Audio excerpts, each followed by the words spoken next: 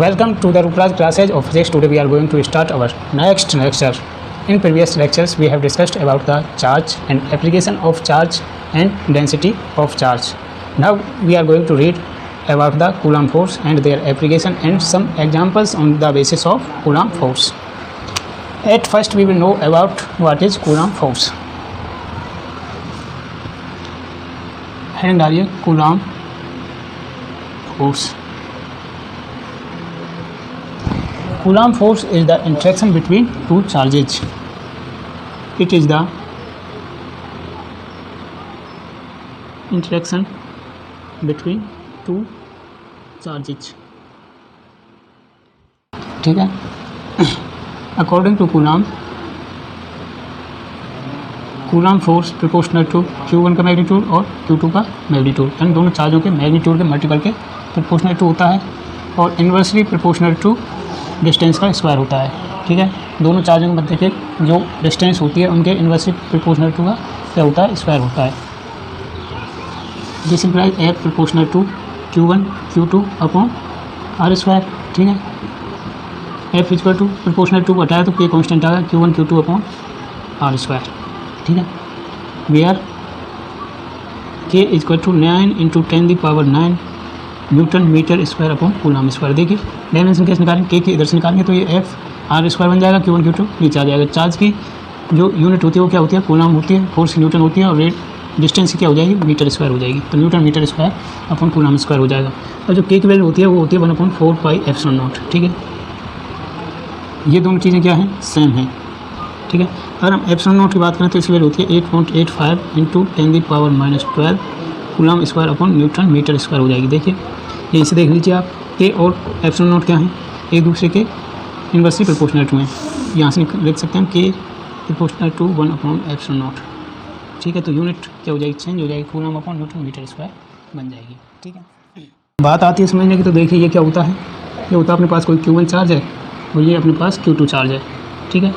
जब same charge होते हैं तो वो क्या करते हैं, एक दूसरे को रिपेल करते हैं. इनके मध्य में जो डिस्टेंस है वो क्या है, R है. ठीक है. इसको मैं 1 नंबर दे रहा हूँ, इसको 2 नंबर दे रहा हूँ. ठीक है. अब जो सेम चार्ज होते हैं वो एक दूसरे को रिपेल करते हैं तो direction of force will be outward to the plane. ठीक है. अब देखिए ये हमारा केस किसका है, रिपल्सिव केस है. ठीक है. ये क्या रिपल्सिव केस है. माना कि Q1 Q2 पर फोर्स अप्लाई कर रहा है तो Q1 क्या करेगा, हमारे को हमेशा ध्यान रखना है कि फोर्स कौन अप्लाई कर रहा है, who is applying force. Always pay attention. जो भी फोर्स अप्लाई कर रहा है, अगर सामने वाला चार्ज सेम है तो उसको रिपेयर कर देगा, अगर सामने वाला चार्ज क्या है, सेम नहीं है तो उसको अट्रैक्ट कर देगा. तो सामने वाला चार्ज यहाँ क्या है, अपने सेम है तो इसको रिपेयर कर देगा. तो फोर्स की डायरेक्शन तो इधर आ जाएगी. अब हमारे को ध्यान रखना है कि इसको लिखेंगे कैसे. ठीक है. फोर्स किस पर अप्लाई कर रहा है, 2 पर, तो 2 को यहाँ लिखेंगे. अप्लाई फोर्स लगा कौन रहा है, Q1, तो 1 को यहाँ लिखेंगे. इसी प्रकार यदि Q2 फोर्स लगाए किस पर, Q1 पर, तो इसकी डायरेक्शन क्या हो जाएगी, Q2 फोर्स लगा रहा है किस पर, Q1 पर, तो Q1 को इधर रिपेयर कर देगा. तो फोर्स की डायरेक्शन इधर हो जाएगी. अब बात है कि हम इसको लिखेंगे कैसे. ठीक है. किस पर अप्लाई हो रहा है फोर्स, 1 पर. अप्लाई कौन कर रहा है, 2 कर रहा है. ठीक है. तो अप्लाई जो फोर्स अप्लाई करता है उसको बाद में लिखते हैं. ठीक है. और जिस पर फोर्स अप्लाई होता है उसको पहले लिखते हैं. ठीक है. दूसरा केस देखिए अट्रैक्टिव का.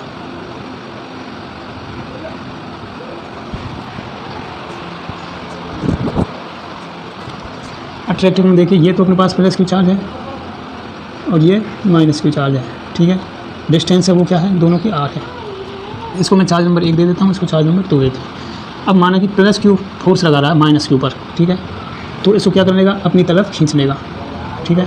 तो फोर्स की डायरेक्शन ये हो जाएगी. अब बात आई लिखेंगे कैसे, तो 2 को पहले लिखेंगे क्योंकि 2 पर फोर्स अप्लाई हो रहा है और कर कौन रहा है, 1 कर रहा है तो F1. अब यदि माइनस Q फोर्स लगाए प्लस Q पर. ठीक है. फोर्स कौन लगा रहा है, माइनस Q. सामने वाला चार्ज का अपोजिट है तो माइनस Q अपनी तरफ खींच लेगा. तो फोर्स की डायरेक्शन ऐसे होगी. और लिखेंगे कैसे, F फोर्स लगा कौन रहा है, 2, किस पर लग रहा है, 1 पर, तो F1 1 पर लग रहा है, लगा कौन रहा है, 2. ठीक है. तो इस केस में क्या होगी, फोर्स की direction inward to the plane. और इस केस में फोर्स की डायरेक्शन क्या होगी, आउटवर्ड टू द प्लेन. ठीक है. यहाँ तक समझ में आ गया. अब देखिए नेक्स्ट अपनी जो हेडिंग है वो है vector form of coulomb force. हमारे पास जो मैग्नीट्यूड फॉर्म थी वो क्या थी, F equal to K Q1 Q2 upon are square. Q1 Q2 क्या है, दो सेपरेट चार्ज हैं जो कि आर डिस्टेंस पर हैं, ठीक है। अगर वेक्टर फॉर्म की बात करें तो हम F vector equal to K Q1 Q2 upon क्या आएगा, आर स्क्वायर, और डायरेक्शन क्या आ जाएगी, आर कैफ, ठीक है। अब देखिए, अगर फर्स्ट में देखें F21 के लिए हम देखें डायरेक्शन, F21 के लिए तो डायरेक्शन आर कैफ भी किधर होगा, इधर ही होगा, ठीक है। और आर कैफ को डायरेक्शन इधर होगी तो इसको लिखेंगे R21 है तो इसको 21 कैफ लिख देंगे, ठीक है।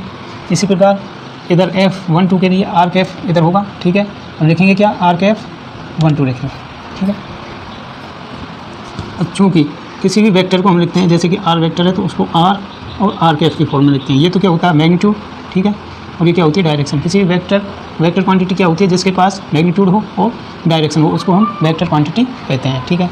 तो एफ वेक्टर इक्वल टू क्या बन जाएगा, K Q1 Q2 upon are square into r cap को क्या लिख देंगे यहाँ से, आर वेक्टर अपॉन आर, क्या बन जाएगा, F vector equal to K Q1 Q2 upon r q r cap, ठीक है। यहाँ तक समझ में आ गया।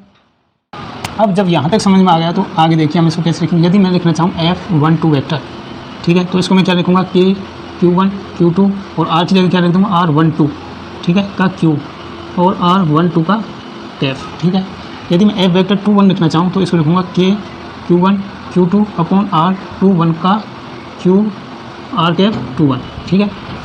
अब देखिए, यदि हम इसको मैग्नीट्यूड में रखें, ठीक है, तो F12 का मैग्नीट्यूड इक्वल टू क्या होगा, F21, ये तो हो गया मैग्नीट्यूड फॉर्म में, ठीक है। यदि हम इसको वेक्टर फॉर्म में लिखें तो हम लिखेंगे F12 vector equal to minus F21 vector, ठीक है।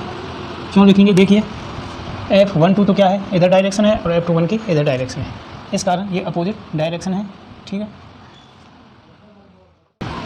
हेडिंग डालिए, dielectric effect on coulomb force. देखिए ये क्या होता है, हमने पढ़ा था कि अब तक force equal to K Q1 Q2 upon are square, ठीक है।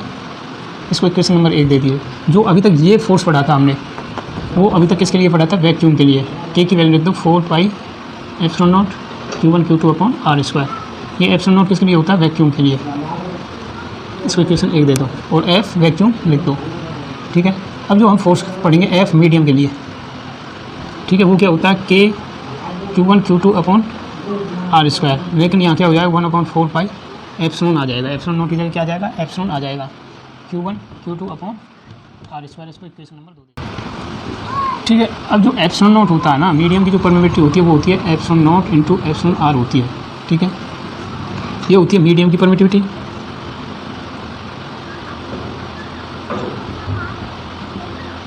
ये क्या होती है, वैक्यूम की, और ये होती है रिलेटिव परमिटिविटी।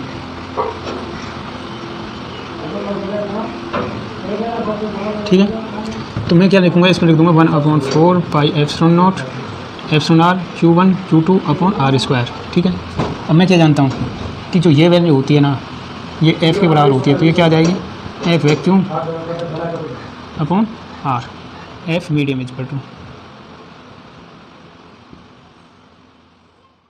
जो अपने पास रिलेटिव परमिटिविटी होती है, ये एप्सिलॉन आर इक्वल टू क्या होता है, 1, किसके लिए, एयर के लिए, ठीक है। अगर वैक्यूम की बात करें तो ये होता है 1.0013 के समथिंग होता है। यदि हम वाटर की बात करें तो ये होता है 80, ठीक है।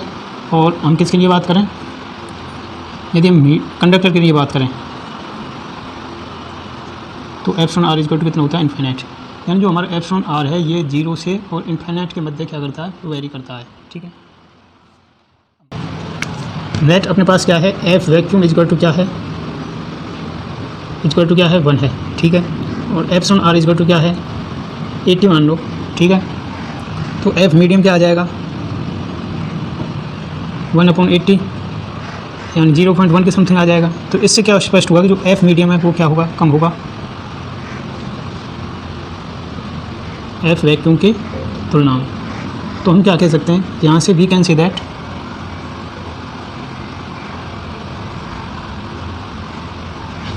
डाइलेक्ट्रिक इंक्रीज करने पर फोर्स क्या होता है, डिक्रीज होता है।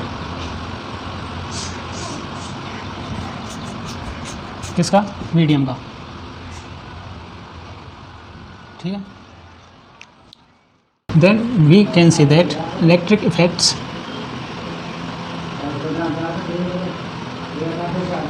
inversely proportional to 1 upon permittivity of medium, permittivity of medium, ठीक है। Means H dielectric increases electric field lines passage less, ठीक है। जैसे डायइलेक्ट्रिक बढ़ता है इलेक्ट्रिक फील्ड ऑफ लाइन कम पास होती हैं, यानी इलेक्ट्रिक इफेक्ट घटता है। Next we have some question on coulomb force. Our first question is this type, let here is a point A0 and here is 0 0, this is y axis and it is x axis, here is plus q charge and here is small q charge, then we have to find force at point P, ठीक है। तो हमारे को इस P point पर force find करना है, तो कैसे फाइंड करेंगे, फोर्स कौन अप्लाई करेगा, Q, किधर, इधर, तो इसको रिपेल करेगा। मैं इसको दे देता हूँ चार्ज नंबर 1, इसको दे देता हूँ चार्ज नंबर 2। अब देखिए डिस्टेंस, बीच की डिस्टेंस कैसे निकालते हैं, डिस्टेंस इज इक्वल होता है x2 minus x1 I cap plus y2 minus y1 J cap, ठीक है। तो x2 कितना अपना a minus 0 I cap, y2 कितना है अपने को गिवन नहीं है, ठीक है, तो 0 मान लेंगे। तो अपनी जो डिस्टेंस आ जाएगी वो क्या आ जाएगी, a आई कैप आ जाएगी, ठीक है। मतलब ये क्या है, डिस्टेंस है जो a है, ठीक है। अब देखो फोर्स की ये तो पता चल गया कि हमारे को डायरेक्शन इधर होगी फोर्स की, ठीक है। अब लिखेंगे कैसे इसको, फोर्स अप्लाई कौन कर रहा है, 2, जो अप्लाई करता है उसको पीछे लिखते हैं और जिस पर अप्लाई होता है उसको आगे लिखते हैं, तो इसको लिखेंगे F12, ठीक है।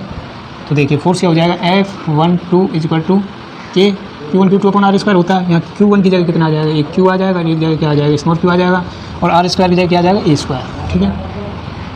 ये तो किस में लिख रहे हैं हम, मैग्नीट्यूड फॉर्म में। यदि हम इसको वेक्टर फॉर्म में लिखना चाहें तो F12 वेक्टर लिखेंगे, ठीक है, के Q अपॉन A स्क्वायर, ठीक है। अब बात आएगी ए की डायरेक्शन क्या होगी, ठीक है। ए की डायरेक्शन फोर्स की डायरेक्शन में ही होगी, और फोर्स की डायरेक्शन क्या है, नेगेटिव साइड में है, ठीक है। तो इसको लिखेंगे माइनस का आई कैप, ठीक है। देखिए एक्स की डायरेक्शन को, तो वाई की डायरेक्शन को तो हम जे कैप से दिखाते हैं और एक्स में डायरेक्शन को आई कैप से दिखाते हैं, ठीक है। अब देखिए यदि हम इस ए को वेक्टर फॉर्म में लिखना चाहें तो क्या लिखेंगे, ए आई कैप लिखेंगे, ठीक है। तो आई कैप इक्वल टू क्या आ जाएगा, ए वेक्टर अपॉन ए आ जाएगा, ठीक है। तो F12 वेक्टर इक्वल टू क्या बन जाएगा, के क्यू स्मॉल क्यू अपॉन ए स्क्वायर इंटू माइनस ए वेक्टर अपॉन ए, तो क्या बन गया, F12 वेक्टर इक्वल टू के क्यू अपॉन ए क्यू और ए वेक्टर माइनस का साइन आ जाएगा, ठीक है। आगे समझ में, नो प्रॉब्लम। सेम एज अपने पास एक क्वेश्चन हो रहा है, क्वेश्चन नंबर 2 देखिए। ये अपने पास क्या है, वाई एक्सिस है, ये एक्स एक्सिस है, ये कोई पॉइंट क्या है 0 0 है और ये A0 है, ठीक है। यहाँ प्लस Q है और यहाँ स्मॉल q है। इसको मैं चार्ज नंबर 1 दे देता हूँ, इसको चार्ज नंबर 2 देता हूँ, ठीक है। अब की बार जो हमारे को फोर्स फाइंड करना है वो यहाँ करना है, ये P पॉइंट है, मतलब कि यहाँ फोर्स फाइंड करना है अपने को, ठीक है। तो यहाँ फोर्स फाइंड करना है तो फोर्स कौन अप्लाई करेगा, प्लस Q, ये भी क्या है सेम चार्ज है, तो इसको रिपेल कर देगा, तो फोर्स की डायरेक्शन तो इधर आ जाएगी, ये तो हो गया कन्फर्म, ठीक है। अब लिखेंगे कैसे, जो भी फोर्स अप्लाई करता है उसको पीछे लिख देते हैं, तो 2 पहले आ जाएगा, फोर्स कौन 1 के द्वारा अप्लाई हो रहा है तो 1 को बाद में लिख देंगे, ठीक है। फोर्स की डायरेक्शन किधर होगी, इधर होगी, ठीक है। तो देखिए F इक्वल टू क्या बन जाएगा, के Q1 और Q2 की जगह स्मॉल q अपॉन R की जगह क्या आ जाएगा, ए स्क्वायर, क्योंकि ये डिस्टेंस क्या हो जाएगी, ये हो जाएगी, और ये कितना आ जाएगा आई कैप। डायरेक्शन जब x की साइड में होगी तो इसको लिख देंगे डायरेक्शन आई कैप, ठीक है, और इसको वेक्टर फॉर्म में लिख देंगे, ठीक है। तो ये कितना बन जाएगा, के Q upon A Q A vector, ठीक है। भाई इस वाले क्वेश्चन में तो हमारा नेगेटिव साइड में डायरेक्शन थी, इसलिए माइनस आई कैप लिखा, इसमें क्या पॉजिटिव साइड में डायरेक्शन है तो प्लस आई कैप लिख दिया।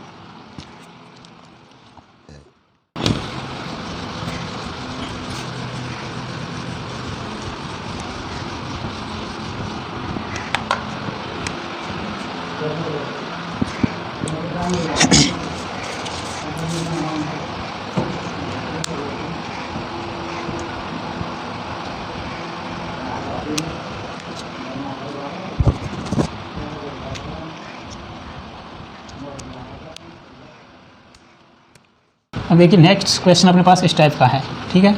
ये अपने पास एक्स एक्सिस है, ये अपने पास वाई एक्सिस है, ये क्या अपने पास एक्स एक्सिस है। ये क्या होती है, ओरिजिन होती है जो कि 0 0 है, ठीक है। और अपने पास कोई पॉइंट यहाँ है जो कि एक्स वाई है, ठीक है। यहाँ पर प्लस क्यू चार्ज रखा हुआ है और यहाँ पर भी प्लस क्यू चार्ज रखा हुआ है, ठीक है। तो हमारे को इस पी पॉइंट पर फोर्स फाइंड करना है, मतलब यहाँ फोर्स फाइंड करना है। तो सबसे पहले तो हम क्या निकालेंगे, डिस्टेंस निकालेंगे। तो डिस्टेंस क्या हो जाएगी, x - 0 आई कैप प्लस y - 0 जे कैप, यानी x आई कैप प्लस y जे कैप डी, जिसको हम कहते हैं पोजीशन वेक्टर, r वेक्टर से डिनोट करते हैं, ठीक है। तो इस केस में जो ये डिस्टेंस आई है अपनी, इसको हम कहेंगे r वेक्टर, ठीक है।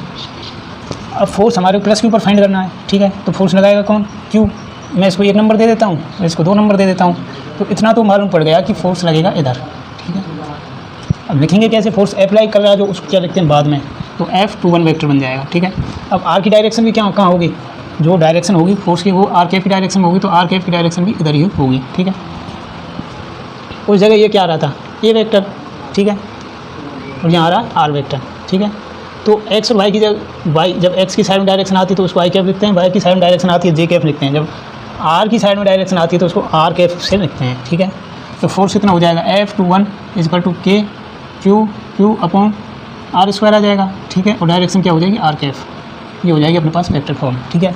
और आगे रिजॉल्व करना चाहें तो कैसे करेंगे, F21 vector = K Q r square, r cap की जगह क्या आ जाएगा, आर वेक्टर अपॉन आर। क्योंकि कोई भी वेक्टर होता है वो क्या होता है, उसके मैग्नीट्यूड और उसकी डायरेक्शन के इक्वल होता है, ठीक है। तो ये क्या बन जाएगा, F21 वेक्टर = K